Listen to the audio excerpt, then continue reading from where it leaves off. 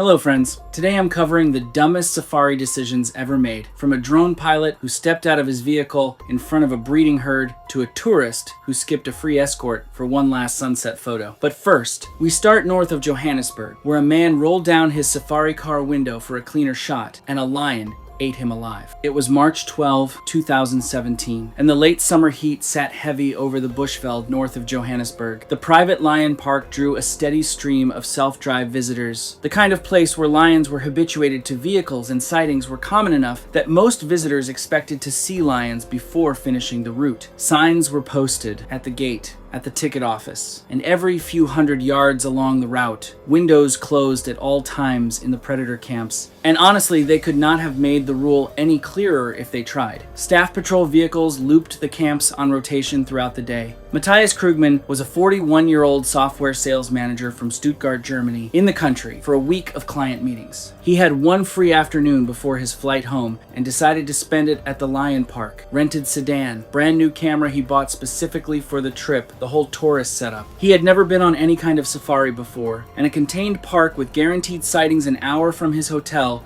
was exactly the level of adventure his schedule allowed. The route through the predator camps ran as a slow one-way loop. Gates between each section and a brochure on the passenger seat repeated the window rule in 4 languages. Krugman drove it the way everybody does, slow, camera in his lap, scanning the shade lines under every tree. The first hour went well. Krugman photographed lions at 3 separate sightings, always through the windshield or the side glass. And every single frame disappointed him. Reflections cutting across the shot, smudges from the rental company's lazy cleaning job, glare wherever the sun hit the window. He kept reviewing the photos on the camera screen and deleting them, and the frustration built a little more at every stop. Shortly after 3, he came around a bend and found what every visitor hopes for. A lioness was stretched out in the shade, just off the roadside, roughly 15 to 20 feet from where his car rolled to a stop, dozing, completely indifferent to the vehicle. Other cars slowed, idled, took their pictures through closed glass, and moved on. He sat there for close to 20 minutes watching her ignore a dozen other cars, and somewhere in those 20 minutes, the rule on all those signs stopped feeling like it applied to this particular cat. The window came down halfway. Nothing happened. The lioness did not even open her eyes, so down it went the rest of the way, and he leaned toward the gap with the lens out in the open air, finally shooting with nothing in the way. The first clean frames of his entire afternoon were on that camera within seconds. African lions are the continent's apex predator, with adult females weighing between 260 and 400 pounds and capable of explosive acceleration over short distances. Lions in vehicle-habituated parks generally perceive a car as one solid object, neither prey nor threat, which is the entire reason self-drive parks can exist at all. An open window with movement inside changes what the animal perceives, breaking that solid outline into something alive. And the change in the animal's assessment can happen in under a second. Her posture changed the moment movement appeared through the opening. Head up, attention suddenly focused on the lens and the shape shifting behind it. The lunge covered the distance before Krugman could react. The lioness caught him across the head and upper neck, one forepaw hooking the window frame as she dragged him violently toward the opening, and the severe trauma happened almost at once. The whole thing took seconds. Witnesses in nearby cars said the car jolted sharply. Krugman disappeared from view, and then it just went still. One driver, 2 cars back, had been filming the lioness through his own closed window and put the camera down to lean on his horn instead. Nearby visitors began sounding their horns immediately. Within several minutes, a patrol vehicle arrived and used vehicle pressure and air horns to drive the lioness off, and she retreated a short distance and remained in the area. Staff keeping firearms ready as a last resort that never became necessary. She eventually moved deeper into the camp. Krugman was dead at the scene. The injuries to the neck were considered immediately life-threatening and likely fatal within minutes. The park suspended the self-drive route and reviewed its procedures. Other visitors who had been parked along the same stretch told investigators his windows had been up at the previous sighting 20 minutes earlier, same as everyone else. The lioness was not destroyed, authorities concluding she had reacted to a broken barrier rather than hunted a person. I genuinely cannot get over the fact that the entire safety system in a predator park comes down to a piece of glass half a centimeter thick, and the only thing between a tourist and a 300-pound cat is whether he feels like pressing a button. A closed window was the entire difference in South Africa, one piece of glass between a normal afternoon and a fatal one. About 1,000 kilometers north in Botswana, the barrier that mattered was the side of an open game vehicle, the kind tourists ride in every day without ever thinking of it as a wall, and a man climbed over it for a piece of electronics. It was September 2, 2016. And the dry season had pulled enormous numbers of elephants toward the Chobe riverfront in northern Botswana. Every remaining water source was crowded from morning until dark, breeding herds moving between the river and the tree line in long gray columns. For photographers, this is basically the best elephant viewing on the planet, and that is exactly what Preston Medeiros had flown across the world for. Medeiros was a 34-year-old marketing executive from Denver, Colorado, traveling on a private mobile safari with an experienced guide named Kagiso Nitsimane, 38, who had been working the northern parks for over a decade. Medeiros was also a serious drone hobbyist, and he had packed a professional photography drone worth several $1,000s in a hard case that took up half his luggage allowance. His social feeds back home were full of aerial footage, and the entire point of this trip was adding African wildlife to the collection. Nitsimane spotted the case on day one and told him plainly that drones are prohibited in the parks,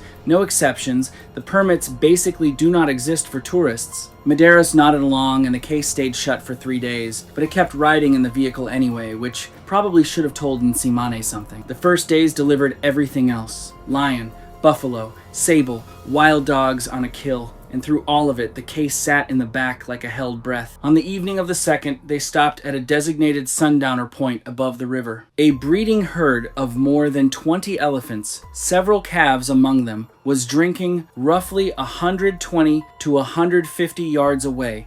The light was going gold, and it was exactly the aerial shot Medeiros had been imagining for months. While Nitsimane set up drinks behind the vehicle, Medeiros quietly lifted the drone out, set it on the ground, and launched it. A grown man looked at a herd of elephants with babies, looked at a toy he paid a few $1,000s for, and decided the toy was worth the risk. I honestly don't know what to call that except a trade. He lost. The herd reacted almost immediately. The buzzing and the movement overhead drew the attention of the adults, and within seconds, several cows had shifted around the calves and begun assessing the disturbance. Ears went out, trunks lifting to scent the air, and agitation moved through the group fast. Nitsimane heard the buzzing, came around the vehicle already shouting, and watched the drone clip a mopane branch on a low pass and spin down into the scrub about 40 to 50 yards out, roughly halfway between the vehicle and a herd that was now thoroughly agitated. Medeiros was over the side of the vehicle and walking before Nitsimane could physically stop him. He apparently said something over his shoulder about it taking 30 seconds, and those were close to the last words anyone heard from him. African elephants are the largest land animals on Earth, with breeding herds led by matriarchs whose overriding drive is the protection of calves. A charging elephant can reach 25 miles per hour, far beyond any human sprint, and warning displays may be shortened or bypassed entirely when calves are perceived to be at risk. An agitated herd that is already bunched defensively is a herd that has skipped the early steps. A person on foot near it has no margin at all. He was crouched over the wreckage when the matriarch broke from the group 40 yards, disappeared in seconds. Nitsimane shouted, laid on the vehicle horn, and brought his rifle up but could not safely intervene before impact. The angle had Medeiros directly in line with the herd. She knocked Medeiros to the ground, trampled him, and delivered at least one tusk strike before turning back toward the herd, and then she was shepherding them away with the calves tucked in the middle. The crushing chest injuries were fatal within moments, and he died at the scene before any evacuation was possible. The nearest airstrip was 40 minutes away, and it would not have mattered if it had been 4. Authorities documented the prohibited drone use and both of Nitsimane's warnings, and the guide was fully cleared. The safari operator added a written drone ban to its booking forms the same season, which tells you everything about how preventable this one was. If he had stayed in his seat and reported the crash, park staff would have likely have dealt with the drone later. And the absolute worst case scenario was flying home without his expensive, stupid toy. Botswana came down to a man leaving a vehicle that would have kept him alive. In Namibia, the couple never left their vehicle at all. They stayed buckled in with the door shut and did everything the Lion Park signs would have approved of, and the danger still found a way in. One careful, little distance decision at a time. It was June 8, 2014, and the winter light over northwest Namibia was turning the gravel plains gold by late afternoon. The communal conservancy land out there is famous for free-roaming, desert-adapted black rhino, one of the only places on Earth where a self-drive tourist can encounter one from a conservancy access road. The rental company handed over a laminated card of rules with the keys, and one line said to maintain substantial distance from rhino and back away if one ever appears agitated. Leonard and Annika Vosberg, 47 and 44, were a married couple from Hamburg on a 2-week self-drive holiday, and by day 9 the trip had been close to perfect. Elephants, giraffe, a pride of lions at a waterhole, all of it photographed from sensible distances like the careful people they had been the entire trip. They cooked at their campsites and texted highlights to their 2 adult kids whenever a town gave them signal. The northwest leg was the part Leonard had planned the whole trip around, because the northwest meant a chance at black rhino. Late that afternoon, a black rhino appeared off the track maybe 80 yards ahead, browsing, a sighting people pay thousands of dollars for, and they had found it on their own. Annika remembered afterward that they both went completely silent, like talking might scare it off, and Leonard just lifted his foot off the brake and let the car creep. The rhino lifted its head, held still, then went back to browsing. So he eased forward again. People keep reading an animal's patience as permission. It tolerates the car at 80 yards, so they try it at 60. It tolerates it at 60, so they try it at 40. Nobody ever asks what happens at the yard where tolerance runs out. Each time the rhino accepted the car, the next stretch of track felt safer, and that is the exact same quiet trap that runs through every story in this episode. By the final stop, they were inside 30 yards with the engine idling, and the rhino's preferred route of movement appeared constrained, the vehicle sitting on one side and a dense stand of thornbush walling off the other. Annika later told Conservancy officials that neither of them registered the geometry at the time. The bush was just scenery, and the car was just where the car had stopped. Black rhinos are one of the most reactive and unpredictable rhino species, with notoriously poor eyesight paired with acute hearing and smell. Anything unfamiliar at close range may trigger a defensive charge. Over short distances, they are faster than any reversing car, hitting speeds over 30 miles per hour from a standing start, and the species has a documented record of attacking vehicles outright, doors, fenders, and body panels. The rhino's head came up, ears rotating. It made 2 short puffing snorts, a common sign of agitation, and Leonard, not recognizing what he was hearing, held position for the photo. Annika remembered asking if they should back up, and she remembered him saying, 1 second, just 1 second, and that was the whole conversation. The charge covered 30 yards in seconds. The horn and the full weight of the animal hit the driver's door, and the first impact crushed the driver's side inward, trapping Leonard against the steering wheel and door as the SUV was shunted sideways off the track. The sound, she said afterward, was the part she could not describe properly, metal folding and the animals breathing at the same time. It struck the panel again, compounding the injuries, and then Annika threw herself across the cabin and hammered the horn. And between the noise and the crumpling metal, the rhino finally turned, circled once, and crashed away through the thorn bush. Leonard had suffered catastrophic crush injuries to the chest. Annika was bruised but mobile, and she could not get a phone signal out there. So she drove that wrecked car for miles back toward the Conservancy gate, with the driver's side caved in around her husband, talking to him the entire way, even after he stopped answering. He was unresponsive on arrival, and authorities later confirmed he had succumbed to internal injuries before reaching medical care. The Conservancy logged the incident, and rangers noted the rhino had behaved consistently with documented defensive black rhino behavior. The animal was not pursued. Annika drove that caved car for miles through the dark with her husband dying in the seat next to her. No signal, no other vehicles.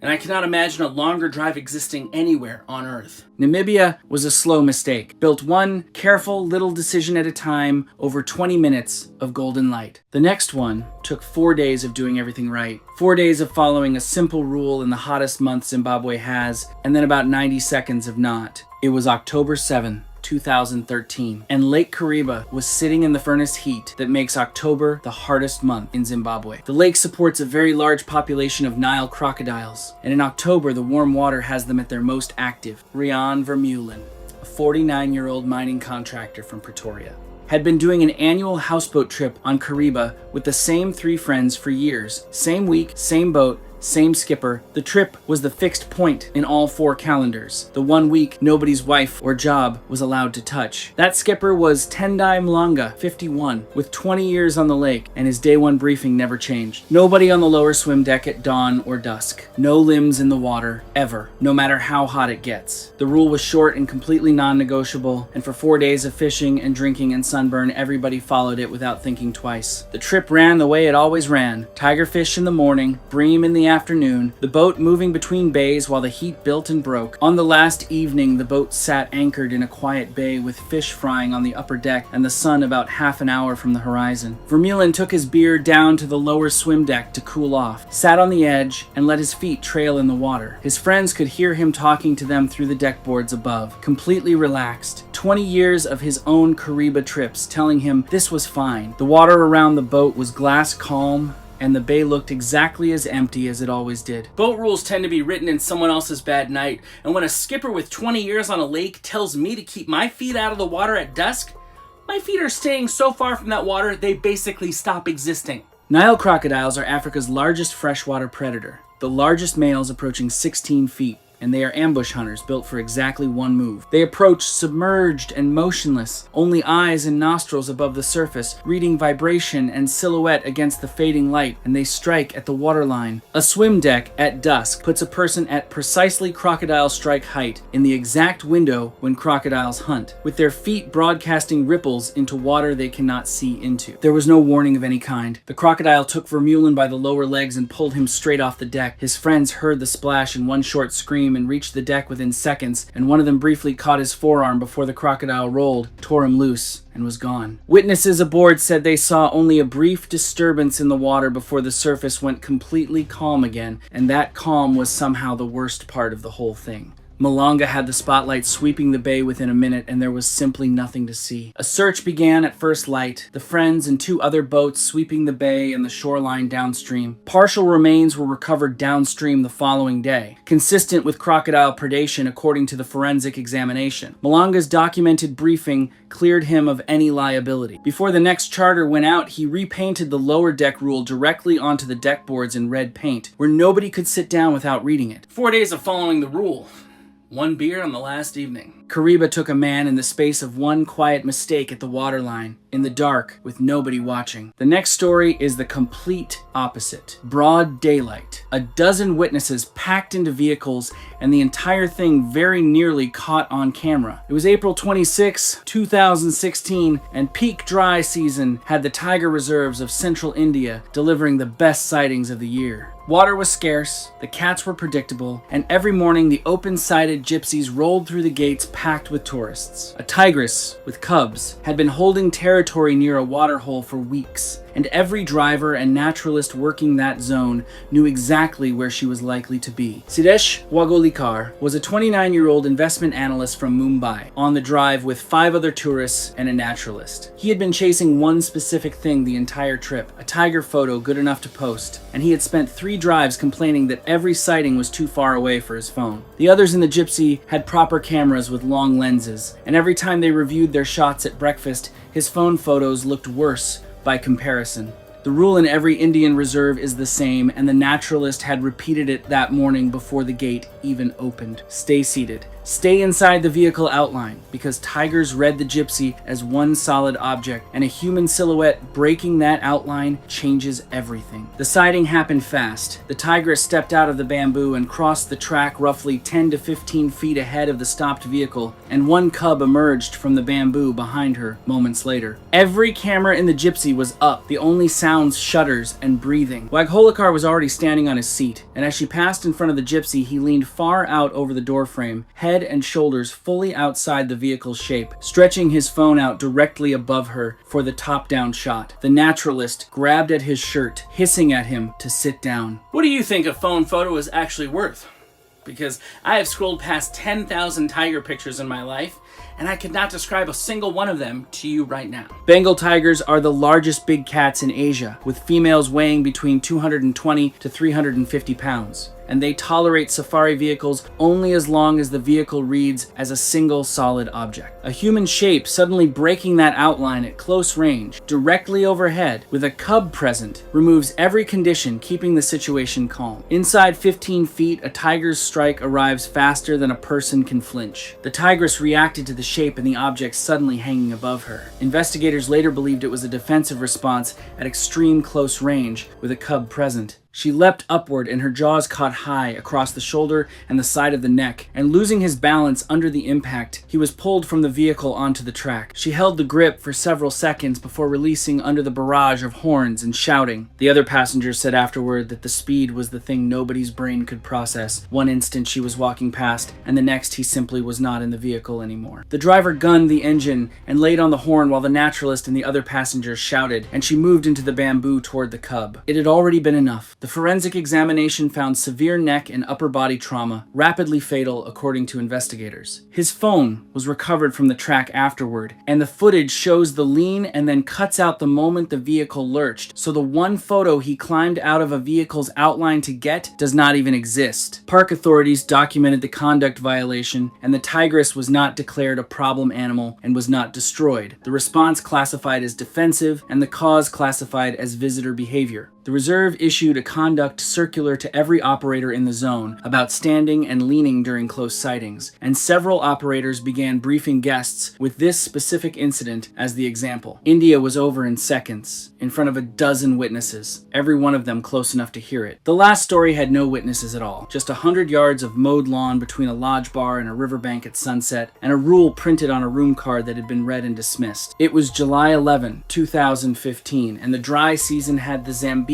River pulled back to its winter channels, with hippos crowding every remaining pool. The Riverside Lodge printed its one serious rule on every room card and repeated it at check-in. No walking the grounds after sundown without a staff escort. The escorts were free. They came on a radio call in under a minute, and the reason was grazing hippos, because at dusk they leave the water and spread across the lawn's feed. Guests watched them from the deck every evening, huge dark shapes mowing the grass in the floodlights, and the distance made the whole thing feel like part of the show. Meredith Sabo was a 52-year-old real estate agent from Vancouver, Canada, on the last evening of a week-long stay. She had photographed the sunset from the lodge deck every single night, and on the final one she wanted something better. The shot from the actual waterline with the sun dropping behind the far bank. All week she had used the escorts without complaint. Friendly staff with flashlights walking her between her room and the bar after dark. And all week the lawns had looked exactly the same. Empty, mowed, harmless. The escort felt like overkill for a 100-yard walk she could see the whole way down. The escort was free. The lodge had staff on radios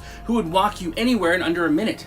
And I still cannot wrap my head around skipping that because the path was short and the lawn looked empty. She took the river path as the light went orange. A hippo was already out of the water, grazing the bank grass between the path and the lodge buildings, and in the fading light she walked past it without ever seeing it. Hippos at dusk are weirdly easy to miss, a dark shape low against dark grass, completely silent while they feed, nothing like the loud splashing animals everyone watches from the deck at midday. By the time she reached the waterline and raised her camera, the animal was behind her, and she was standing on the one strip of ground no person should ever occupy, directly between a grazing hippo and the river. Hippos are widely regarded as one of Africa's most dangerous large animals. They are not hunters. They are territorial and explosively defensive, and the water is where they spend most daylight hours and where alarmed animals generally attempt to return. At dusk, they graze on land, and anything that ends up between a hippo and its escape route to the water is in the most dangerous position the continent offers. Over short distances, a hippo outruns any human, and their bite delivers crushing force across a gape wide enough to span a person. Her movement at the waterline startled it. The charge came from behind, and the evidence suggested she likely never saw it coming. Her camera was recovered in the grass, with the lens cap off and the sunset still on the screen. Investigators believe the hippo struck and bit her as it forced its way past her toward the river, and then it was simply gone into the dark water, because she had never been its target, just the obstacle on its path home. An escort walking another guest down the same path found her minutes later. The internal injuries were catastrophic. catastrophic, and she died at the scene before any evacuation was possible, the nearest hospital hours away by road. The lodge's escort policy and signage were documented, and no liability was found. The rule had been printed on her own room card the entire week. The staff changed one thing on their own after that night. They began sweeping the river path at sundown every single evening,